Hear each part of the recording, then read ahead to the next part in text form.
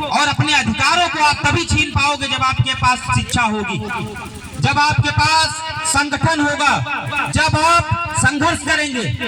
बिना संघर्ष के इस दुनिया में कुछ मिलने वाला नहीं, ये बात आप जान लीजिए। क्या जानते हैं, डॉक्टर बाबा साहब अम्बेडकर का संविधान क्या 100% लागू है इस देश में? हाथ उठाओ, कौन कौन कौन बताएगा? 100% लागू है? नहीं लागू है। और जिस दिन डॉक्टर बाबा साहब अम्बेडकर का संविधान इस देश में 100% लागू कर दिया गया, इस देश को सोने की चिड़िया बनने से कोई रोक नहीं सकता है, बात आप जान लीजिए। डॉक्टर बाबा साहब अम्बेडकर ने जब संविधान लिखा तो बहुत खुश थे। वो सोच रहे थे कि आज हमने अपने समाज को एक सुंदर संविधान दे दिया है, अपने समाज को हमने इसमें तमाम धाराएं दे दी हैं। उन धाराओं के तहत, उन आर्टिकल्स के तहत हमारा समाज आगे जाएगा, अपने अधिकार को जानेगा, हमारा समाज पढ़ेगा, हमारा समाज डीएम बनेगा, हमारा समाज एसडीएम बनेगा, हमारा समाज लेखपाल बनेगा। लेकिन क्या हो रहा है, हम लोग शिक्षा से कितनी दूर जा रहे हैं, ये सोचने का विषय है। डॉक्टर बाबा साहब अम्बेडकर के जो 3 मूल मंत्र थे, शिक्षित बनो, संगठित रहो और संघर्ष करो। डॉक्टर बाबा साहब का पहला मूल मंत्र था शिक्षित बनो। और जब तक आप शिक्षित नहीं होंगे तो एक होमगार्ड के सामने आप गिड़गिड़ाएंगे, आपका कहीं इलाज नहीं होगा, ये बात आप जान लीजिए। आप जान नहीं पाएंगे यूपीपी लिखा है कि यूपीजीएच लिखा है, आप जान नहीं पाएंगे कौन एसपी, कौन दरोगा, कौन सीओ है। आज के इस दौर में हमारे समाज की जमीनों पे कब्जा होता है, और जब वो अपना दुख और दर्द लेकर थानों में जाते हैं, उन्हीं के ऊपर एफआईआर कर दी जाती है, उन्हीं को जेल में बंद कर दिया जाता है। तमाम फोन आते हैं मेरे पास। इस देश, मैं देश की बात कर रहा हूँ, इस देश और प्रदेश में अगर जेलों में कोई बंद है तो सबसे ज्यादा एससी एसटी ओबीसी समाज बंद है। वो इसीलिए बंद है कि स्वयं तो पीड़ित है, थाने जाता है, उसको और प्रार्थनाएं झेलनी पड़ती, और ज्यादा उसके ऊपर मुकदमे होते हैं। 151 खाली बना है एससी समाज के लिए, 151 का मुकदमा खाली एससी समाज के लिए बनाया गया। इनको डराओ, इनको धमकाओ, लेकिन हमारा समाज जानता नहीं। तमाम फोन ऐसे आते हैं मेरे पास कि 4 दिन हो गया साहब, हमारे बच्चे को थाने में बंद करके रखा गया।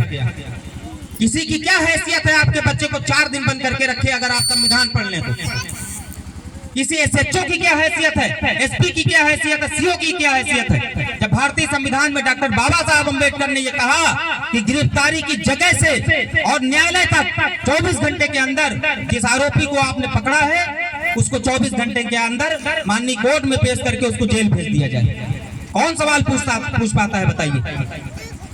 उन्हीं की बात को दोहराते हुए मान्यवर साहब श्री कांसीराम जी ने कहा था कि ये डीएम, एसडीएम, कलेक्टर, ये सब आपके नौकर है, बात आप जान लीजिए। आज हमारा समाज डीएम के कार्यालय के बाहर मुर्गा बन के खड़ा रहता है, ये शर्म का विषय है, नहीं खड़े रहना है आप लोगों को। और मैंने पहले भी बताया कि मैं कोई नेता नहीं हूँ, आपका बेटा हूँ, आपके बीच का हूँ। मुझे आपकी तकलीफ का पता है, मुझे आपके दर्द का पता है, मुझे पता है कि आप लोग कहाँ कहाँ प्रताड़ित होते हैं। मैं एलानिया बोल के जा रहा हूँ, मेरा नंबर नोट कर लेना। किसी की हैसियत नहीं है किसी थाने में किसी थानेदार की कि आप लोग आपको फर्जी तरीके से फंसा दे या प्रताड़ित कर दे, आप जान लीजिए। और तमाम लोग जो मेरे साथ हैं ये जानते हैं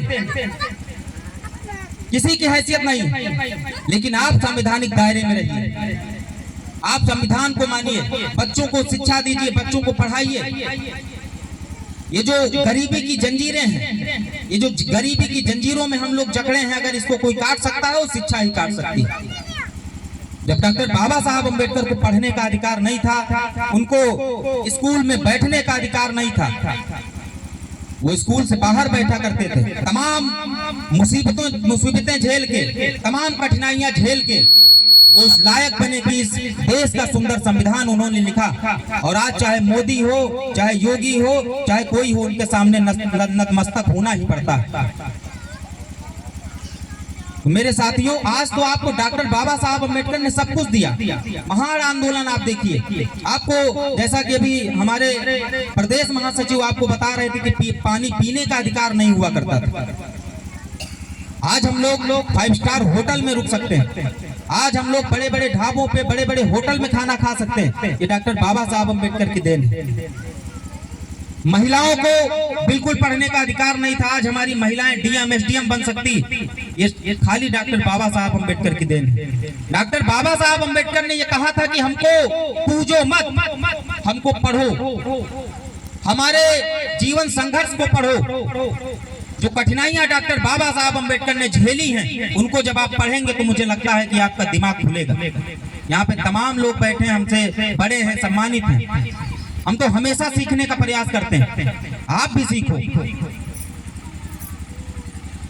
तमाम साथी हमारे बड़े भाई भी बैठे हैं, छोटे भाई भी हैं, बच्चे भी हैं, माताएं हैं। हमेशा सीखने का प्रयास करो, और जब आप सीखोगे, जब आप पढ़ोगे, जब आप अपने अधिकार जानोगे, फिर ये थाना वाना पुलिस से आपको डर नहीं लगेगा। ये बात आप जान लीजिए। डॉक्टर बाबा साहब